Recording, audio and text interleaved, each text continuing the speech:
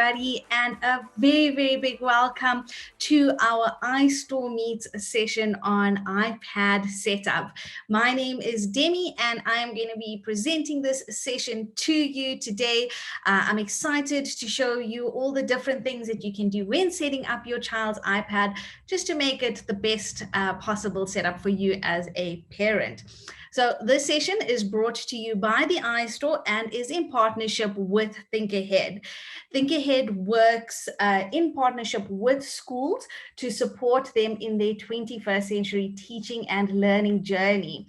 We help school practitioners design and implement the best possible education experiences for teachers and for students in the most cost-effective, sustainable, and accessible way possible. So I'd like to, before we head onto today's session, I'd like to share with you a little bit about what Think Ahead is and who we are and what we do.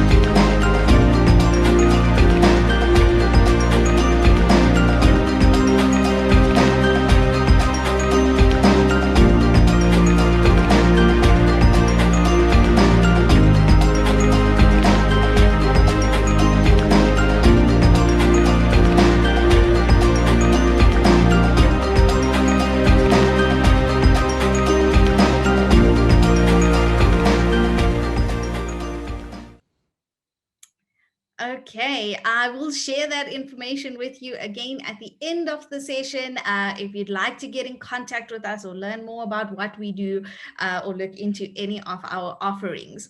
Now, on to today's session. I would really, really love for you to interact with me during today's workshop. So use the chat box, pop in there where you're joining me from, maybe what age your child is that you're setting up an iPad for. If you have any questions as I go through today's session, please just pop that in the chat box and I'll answer them as quickly as possible, or I will leave some time at the end of today's session to answer any questions that you have for me. You can also share more around today's workshop using the hashtag iStoreMeets, and most incredible, you can stand a chance to win a 1,500 Rand iStore gift card just for sharing about today's session. And then lastly, for those of you who are interested in becoming an iStore Meets host or hosting one of your own iStore Meets session, you can find out more by emailing our team. Okay. So thank you. I see some of the good mornings coming in. It's good to have all of you here on today's session. And I'm going to jump right into the iPad setup for your children.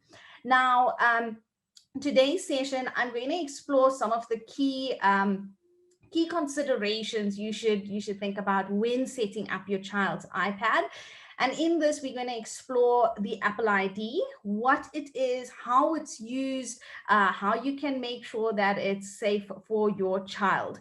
We'll also be using or going through some of the family sharing settings, which is such an incredible feature just to keep your family all organized, keep track of what's happening on your child's iPad.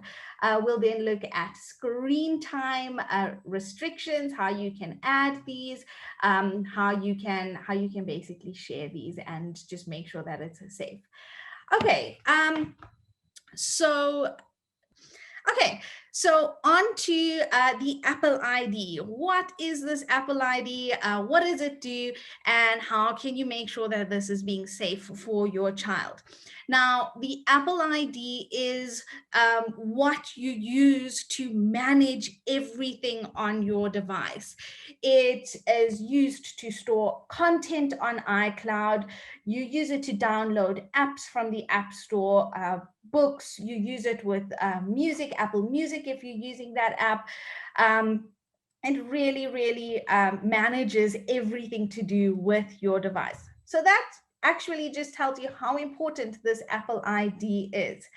Now, it is unique to each person, and the password is really, really important. I cannot stress the importance of an Apple ID password and ensuring that it is kept super, super safe. Now, because it has so much of power, it is actually quite a big responsibility for children to actually manage this. And as Apple, we don't expect you to, or we don't expect children to be able to manage this. And this is where they've come up with such an amazing feature called the under 13 Apple ID. Now, for children under the age of 13, Apple has this option for parents to create this under 13 Apple ID for them.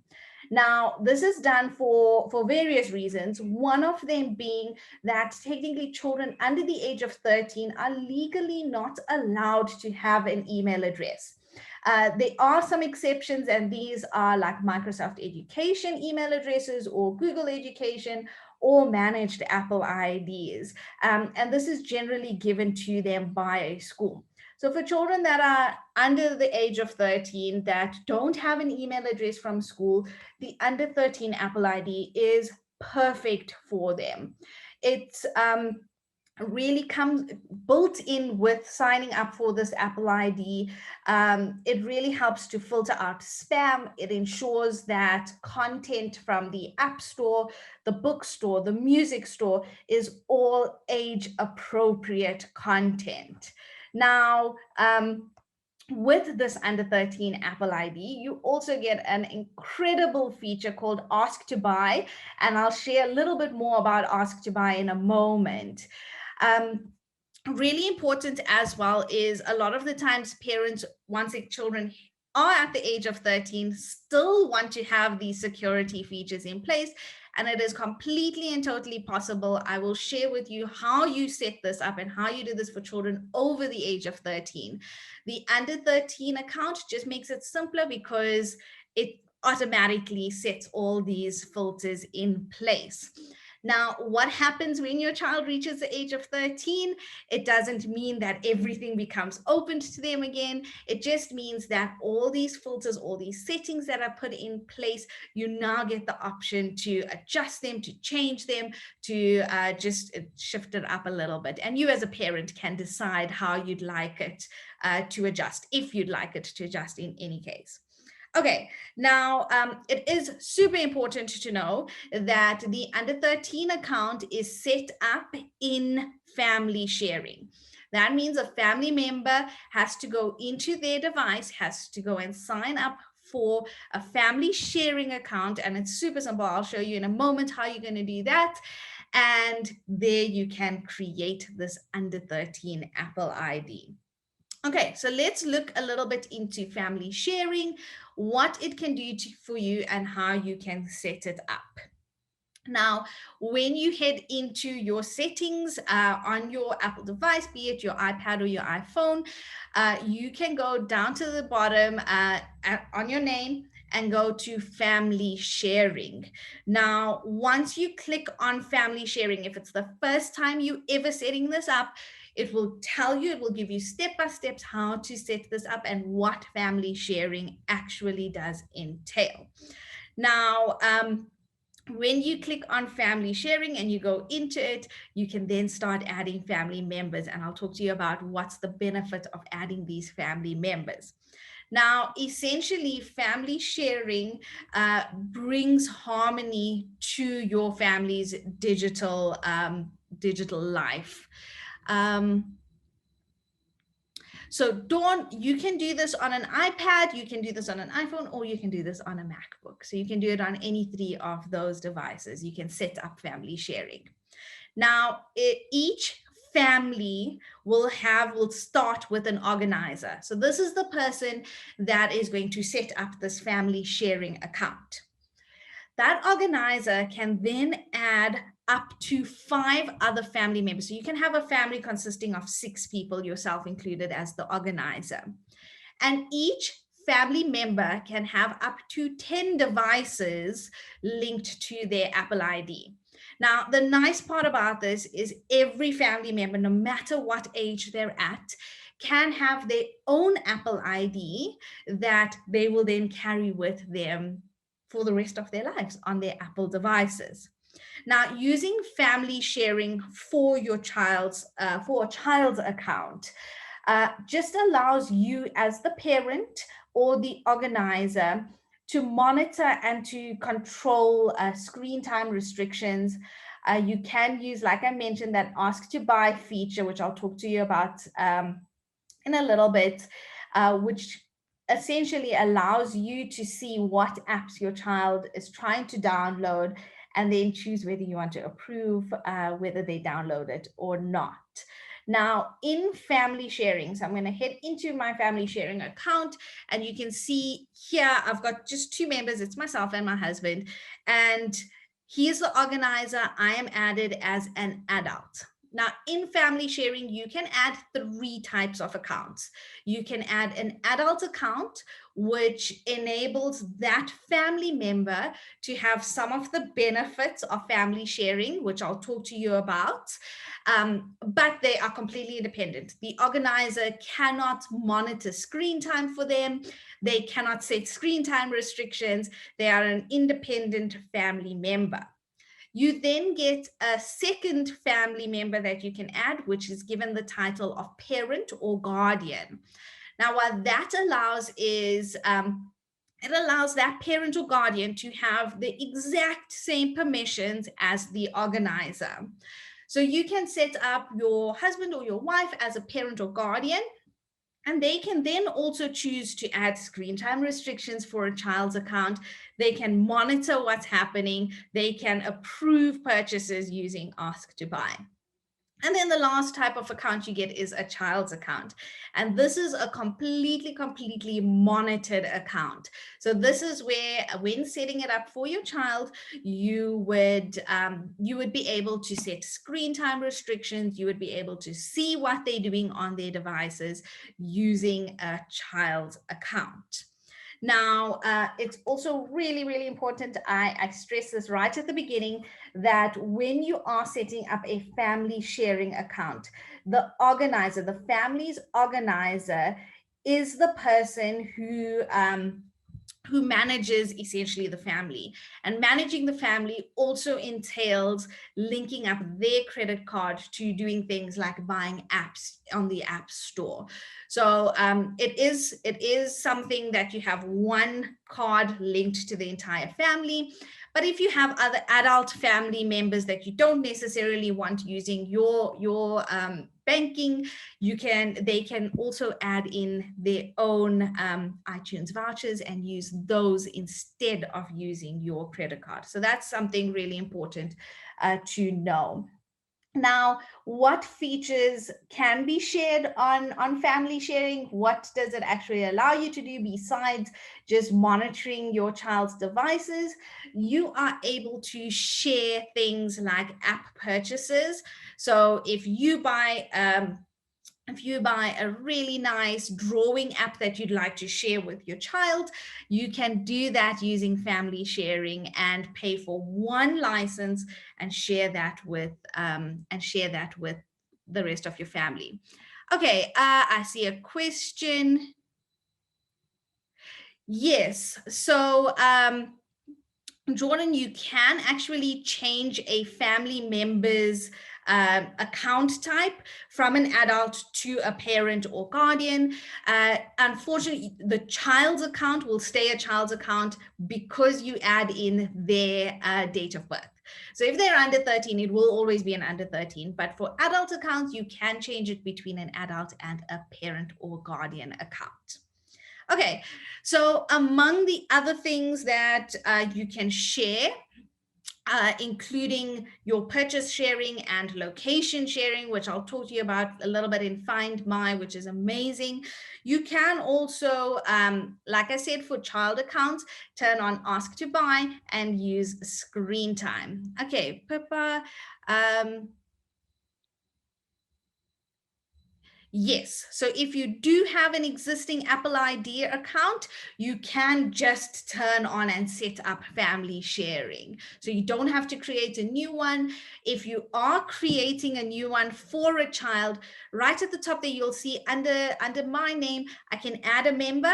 And as you go to add a member, it'll ask you, do you have an Apple ID already, or would you like to create one? So that's how you can do that. But if you've already got one, you can already use family sharing. Okay, now this Ask to Buy right at the bottom and the screen time tabs, they will always be there in family sharing. However, if you don't have a child listed as a family member, you will not be able to use these two features. So these are features made for child accounts, and I'll talk to you about why in a moment.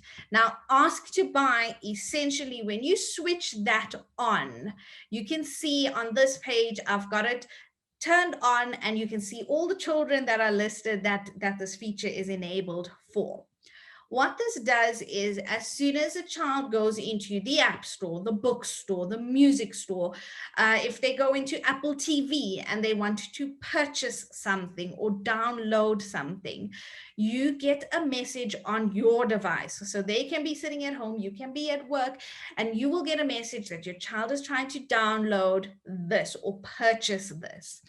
You then have the option to get a full overview of what they're trying to get. And then you get the option of whether you'd like to approve it or decline it. Now, keep in mind that this feature will come to the family organizer's device or any other parent or guardian set up on family sharing. So either one of them can then choose to decline it or approve it. And until they approve, the child on their device will just see the icon sitting there waiting. It will not start that download until they get approval. Okay. Now, I did speak about the app sharing, which is such an incredible feature. I use it because I like to buy drawing apps and things like that I then want to share with the rest of my family. And how that works is, in the App Store itself, if you go right to the top right-hand corner where you have your little Apple ID, you can tap on that, and here you'll be able to see your purchases as well as your other family members' purchases. Now, I know that sometimes this can be a little bit like, I don't want to share this. This feature can be enabled or disabled depending on your preference. The other fantastic thing is, if you do have a child's account and you have set up restrictions, age restrictions, and I'll show you how to do that in a moment, you can actually set up these age restrictions. And what will happen is, when your child goes into the App Store, they will see their purchases. They will see your purchases that are age appropriate for them. So they're not going to be seeing things that you have on your device if it is got an age limit that's older than they are. Okay, Pippa, yes, you can get the Ask to Buy to be sent to you by email as well. Okay, now I'll come back to setting up those restrictions in a minute. Dawn, yes, music you can also set an age restriction. I'll talk to you about that when I look at content and privacy restrictions. But I will also specify where music can have that restriction. Okay, I want to look at the Find My app, which is absolutely incredible. I can't tell you how many times I have used this personally. And it's such an incredible security feature to have on your devices. Now, on your devices, you'll find the Find My app. I've got the little icon there. That's what it looks like. And here you are able to view the location of all your Apple devices.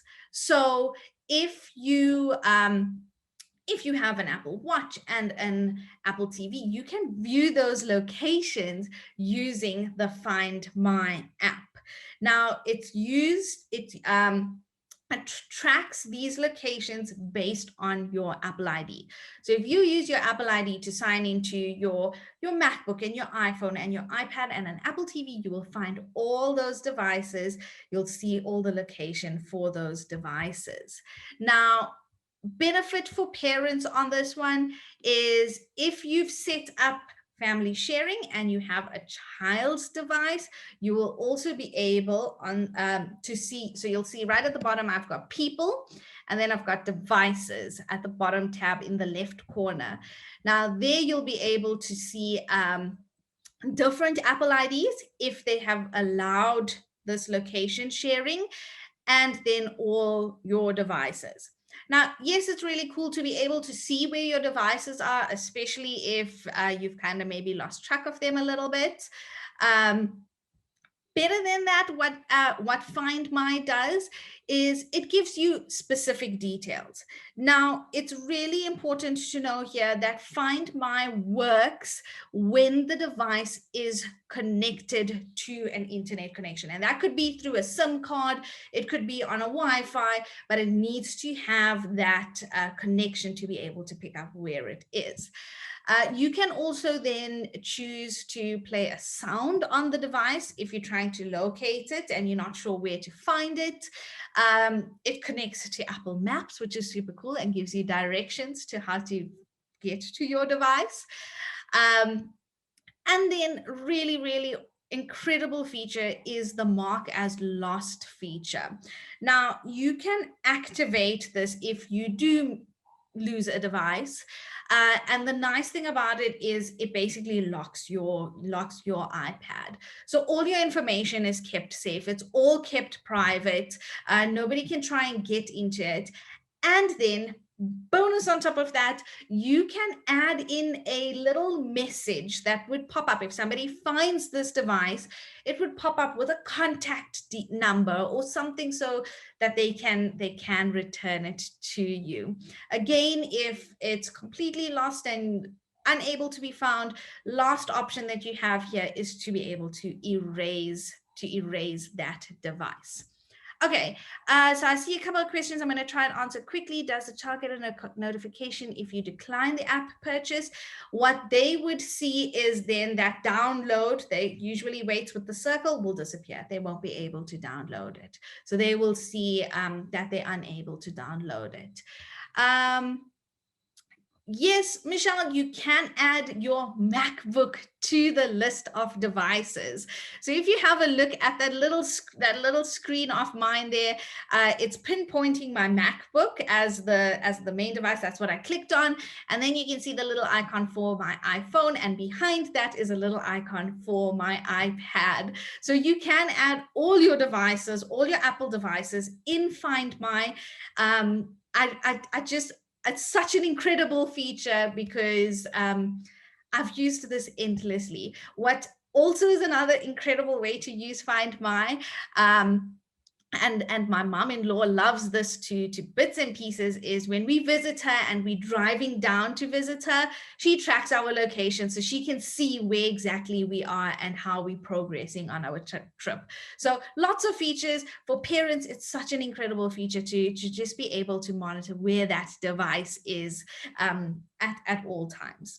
Okay, I am going to move on to the content and privacy restrictions. Please keep those questions coming through.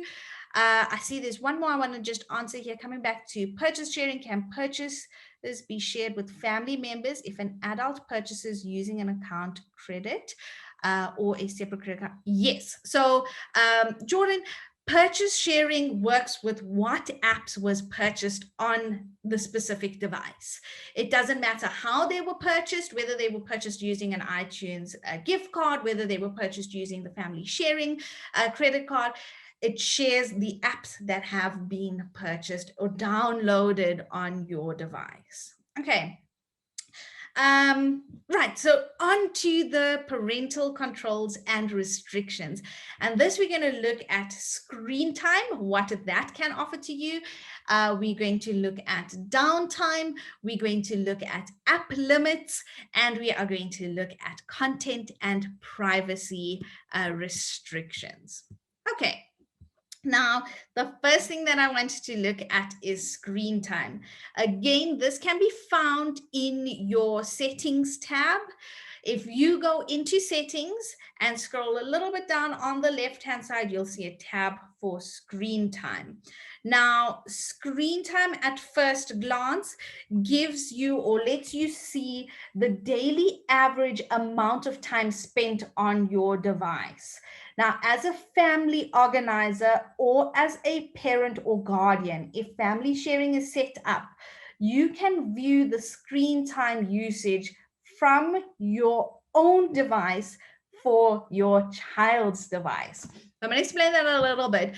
As you can see, you've got a whole lot of stuff. I've got downtime, app limits, communication limits, all of those.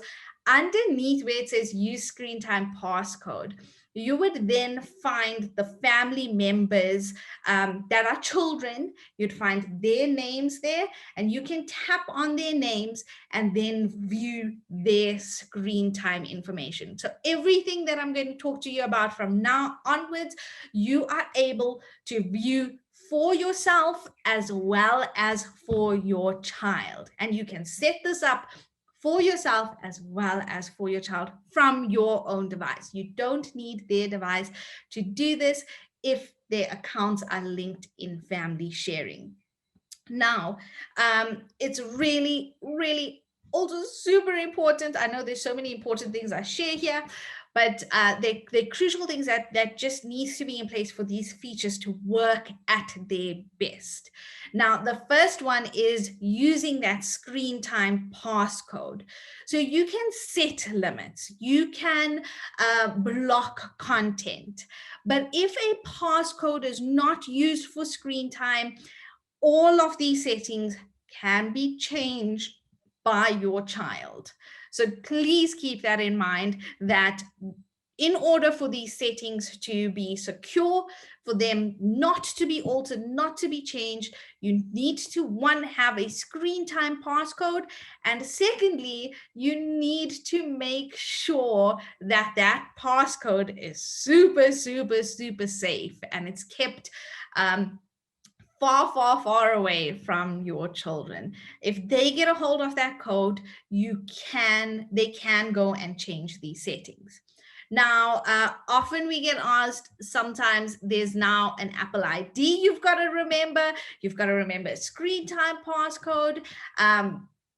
Good news is screen time passcodes can be reset, but they do need an Apple ID and its password to be reset. So I'm going to take you through how you can reset this.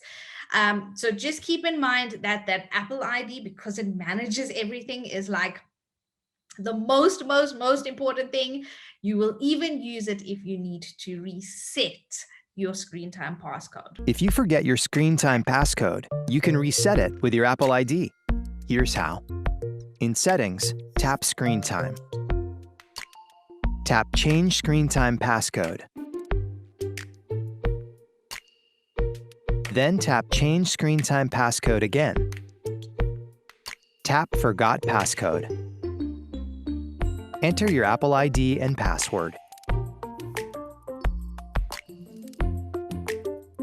Then create a new screen time passcode. Forget, reset. Okay, so fairly simple process to be able to reset this passcode, but do keep in mind you need that Apple ID and password. Okay, now let's take a deeper look into screen time, what it shows you, and what you can set, what restrictions you can set from there. Now, like I said, when you open up screen time, the first thing you get is an overview of the week and how much time you've spent on your device in a week. You can also enable to get notifications on this, and every Monday it will tell you last week you spent this much time on your device. You can go further into detail by clicking on see all activities just underneath the graph. And here it will break down for you exactly which apps you spent time on, and then how much time you spent on each of those apps, which is really cool. It's a really nice feature to just get a holistic overview of what it is you are spending time on. Okay. The other thing that you can do directly from screen time is if you go into a specific app, and you can see the first one I've used was books. I spent an hour and 42 minutes on it. You can go into an app, a specific app, and then you can say, I think I've spent too much time on this, or I think my child has spent too much time on this. I would like to add a limit to this. So you can do this after you've seen what apps are being used and how much time is being spent on them. Or alternatively, you can do this right at the beginning when you're setting an app and set those limits right from the start. So I'm going to show you, you can add it in directly from screen time after you've viewed what you've used the device for, or what your child's used the device for, or in screen time underneath the see all activity, going a little bit down the list, you've got app limits.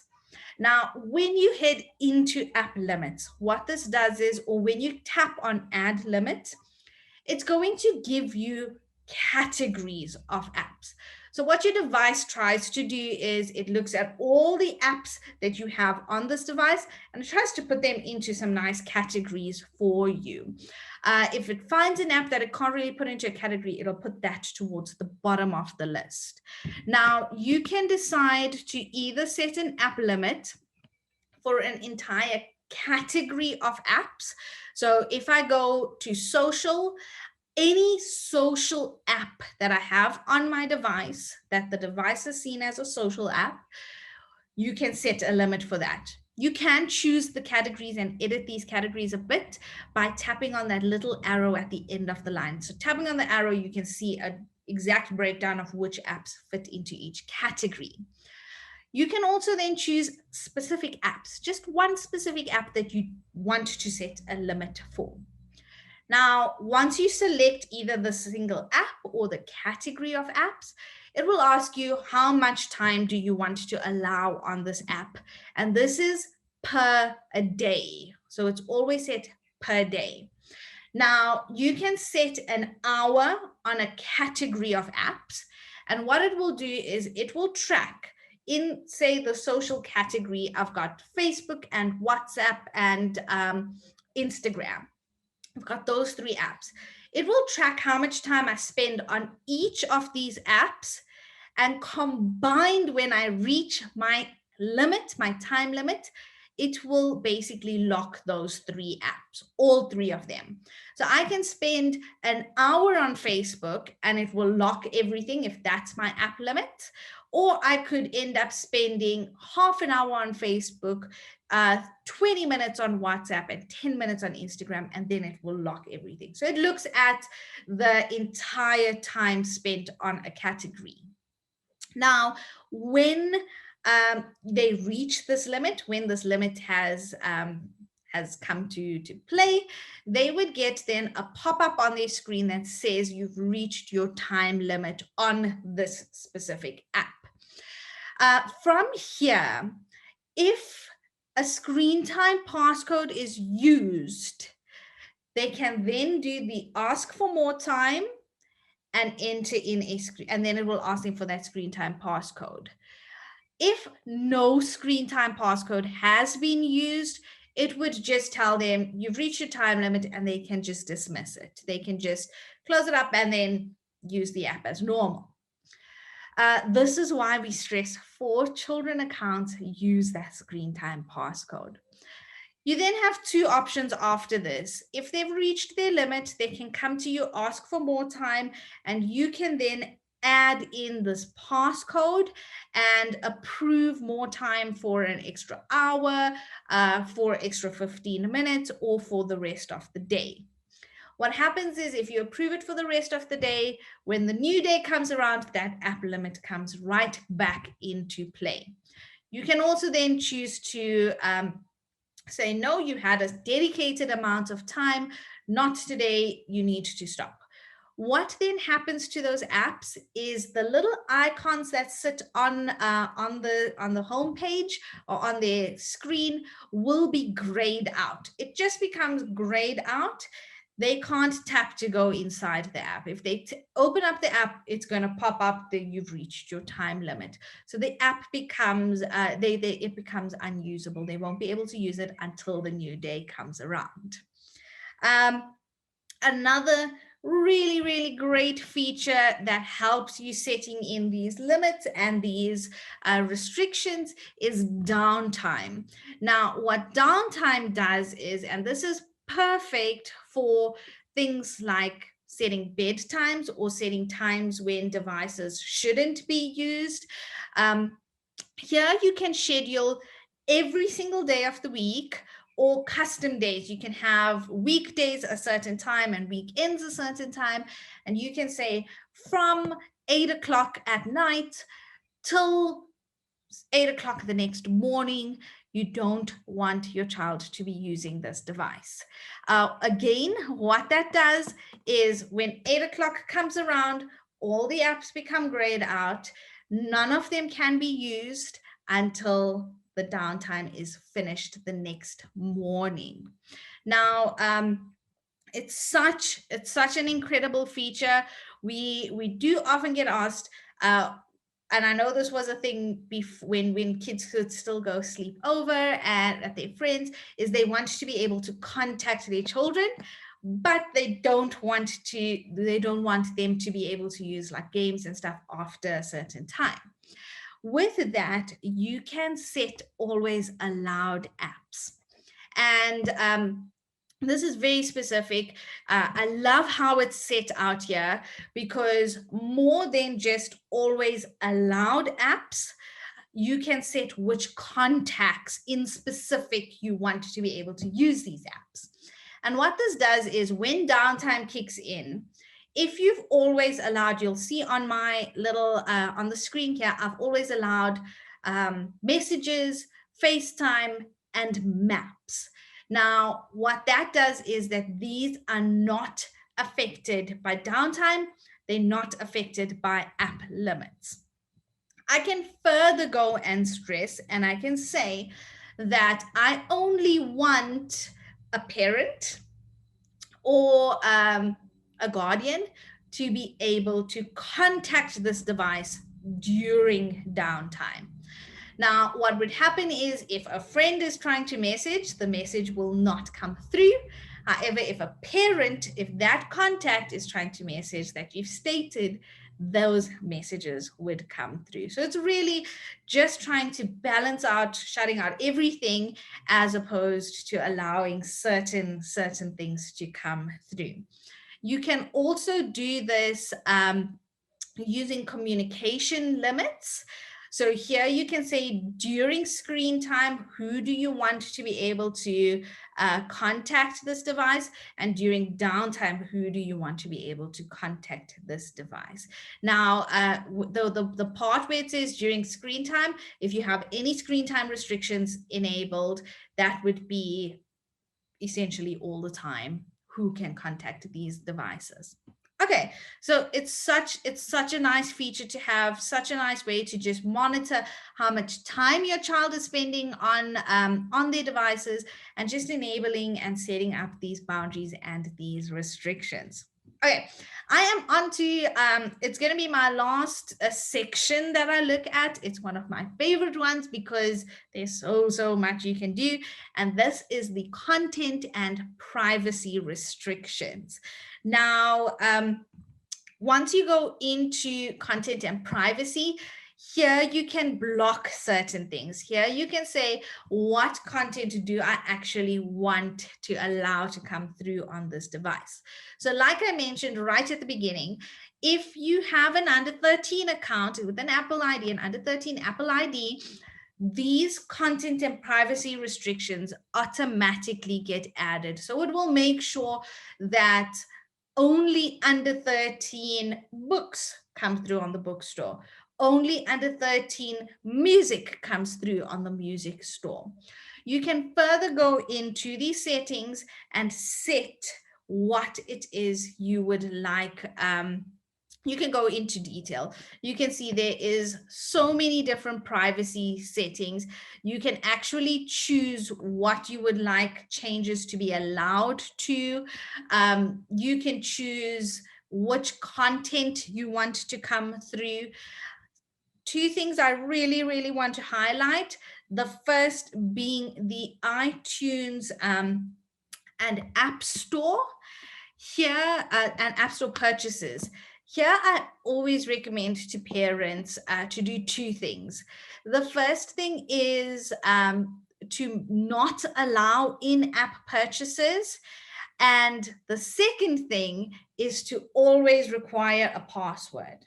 Now, the reason I recommend these two so strongly is because if you're always requiring a password, whether it's a free app, whether you've just downloaded an app 10 minutes ago, it will always ask you for that Apple ID password. And it just gives you that extra step of security to say, am I really doing the right thing? Am I really buying the correct thing that I want?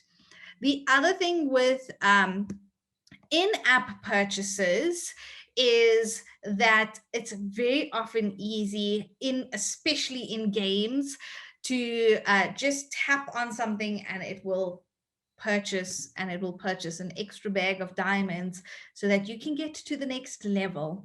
If it's something that you really, really do need to purchase in-app, it's quick and easy change to just come in here, allow this in-app purchases, and then take it through from that side. So those are the two things that I always like to recommend: is switch off in-app purchases and always require a password. Now, the other thing that you can set from here right at the beginning is apps that you want to allow and apps that you don't want to allow. Now, these come in with the apps that come with your device. So apps and features that come with your device. If on your child's device, you don't want them to be able to use Siri or dictation, you'd rather like them to type out stuff or not be able to communicate with like Siri, that's a web service that they can get any output on, you can choose to switch that off completely. Things like CarPlay for a child's device, it's not necessary. You can switch that off completely as well. So here you can set which apps you want to allow through on the device right from the get-go. And again, these are apps that come with your device. When it comes to content, you can do your content restrictions. And here I want to speak to a few things. So I'm starting right at the top. Now you can set content restrictions for a specific country. South Africa does have one of the strongest restrictions, if I can put it to you that way. It does really enforce the apps, the music, the movies. It really puts all of those in place very nicely. You can then further go into and set for things like podcasts, whether you want to only have clean podcasts, only things that are age appropriate, that wouldn't really have language in it. You can do this for movies. Movies, you can set actually an age limit. So you can say only allow movies that are 13 years and younger, or 15 years and younger. You can do the same for apps. You can set apps that are only a certain age and under. Now, it's really important. This is where I said earlier, I'm going to give you how to set these restrictions, but also important to know that things like music will only apply this restriction to Apple Music. Things like movies will only apply this restriction to Apple TV. It does not account for third-party apps like Netflix or like Spotify. These are independent third-party apps, and they will have their own parental control measures within their apps. Fantastic thing about the apps that you download, I've seen it work firsthand, and I thought it was absolutely incredible. I've had a student come to me when I was teaching and say to me they're trying to download a game at home to play with their friends, and they just can't find it on the App Store. They were trying to download Fortnite, which at the time was over the age that the child was. It had an age limit or age restriction that was older than the child. And because their parents had set up this app restriction, they couldn't even find the game. If they went and typed in Fortnite, it didn't appear on the App Store. So it's such an incredible way to just eliminate things that are not age appropriate. Again, tying in with this, if you have an app limit or an app age restriction set up, and you do have a family sharing account, this is where I've said your child's device will not be able to see apps that you've downloaded or that you've purchased if it is over their age limit. Okay, so really, really fantastic way to just monitor what information is coming through on your device. The last thing that I want to show you a little bit is on web content.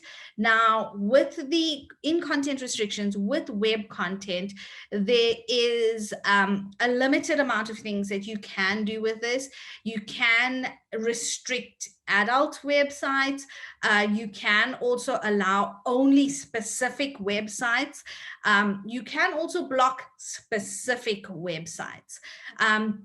This is how the web browsing content can be managed to be able to view these websites that your child is visiting. You can do that directly from Safari. It's also really, again, important to know that web content that gets blocked or that gets limited is only on Safari. If you have a third-party web browser like Firefox or Google Chrome, they again internally will have their own settings on this. Now, I'm almost at the end. I just want to share with you, I think it's 2 more things. The first being resources. I know I gave you so much information today, and it's a lot to take in, especially on a Saturday morning this early, but there are so many things that can help you. We, as Think Ahead and the iStore, are here to assist parents with setting up their devices with these restrictions. 2 other incredible places that you can look for information. The first one is the Office of ESafety Commissioner. They have a website, they have a Facebook page, they are on social media. They share with you this really came through at the start of lockdown, but they're there all the time and they offer so much of information. They share with you information about apps, games, websites. They really are there to just give you a breakdown in simple terms of what an app is, what does it do, is there an age limit on it, is it appropriate for children. It is an incredible site. The best feature that I think they've added to the site is that as a parent, you might see an app on your child's device and not know what that app does. You might not even know what the app is. You can filter and search for apps just based on the color of the app. So you can go onto their website, put in red as your color, and any app or game that they have listed on their website will pop up. If it's a red colored icon, it would pop up and it would give you that information. So really, really such an incredible site to go to. The other, I think, I encourage everybody that has an Apple device to go and download this as soon as possible. On every single device that you have, you will have, this is your iPad, your iPhone, your MacBook, you will have the bookstore. In the bookstore, you will have user guides for your device, be it your iPad, be it your iPhone, be it your MacBook, be it any of your devices. And these books are updated with every software release. So you can see the current update was iPad OS 14, and the guide for iPad OS 14 is already on that bookstore. It comes out as soon as the releases do. It is your go-to guide. They have every bit of information on how to use your device, to how to set up an Apple ID, to how to set up family sharing, all there ready for you to use. It is a free book. It's not very big. It doesn't take up much space on your device. And it really is my go-to if there's anything that I don't know or want to know more about. Okay, and that brings me to the end of that session. To contact us, to get in touch with us, you are welcome to contact inquiries@thinkahead.co.za. I will also then in the chat box pop in my email address that you can use to contact me if you have any questions, if you need any assistance in any way. I'll pop that in like 10 seconds when I finish talking. I can't do talking and typing, so I'll pop that in as soon as I'm done. But yeah, have a look at our iStore website. I'll put that up there for you now. We have some incredible sessions coming up in February, specifically for parents. There are such amazing sessions. So have a look at that website. Book for more of our parenting sessions. We have incredible sessions for teachers. For children in the mornings, we have Saturday mornings, Kids Can Code or Kids Code Hour. So we really do have a lot of offerings that we can bring to you. I'll pop in my email address. I'll pop in that inquiries and think ahead if you'd like to get in touch with us. Any questions? I'll hang around for a couple of moments. I'll try and answer them in the chat box or the Q&A box. But that is it from my side. I want to thank you so much for joining me this morning. It's been great having you here. I loved the interaction and the questions. I really hope that the session was able to bring you a little bit of knowledge on how to set up your child's iPad, especially heading into this year. So thank you, everybody. I hope you have a lovely Saturday. And yeah, any questions, I'll hang around, pop them in that Q&A or in that chat box. Thanks, everybody. Bye.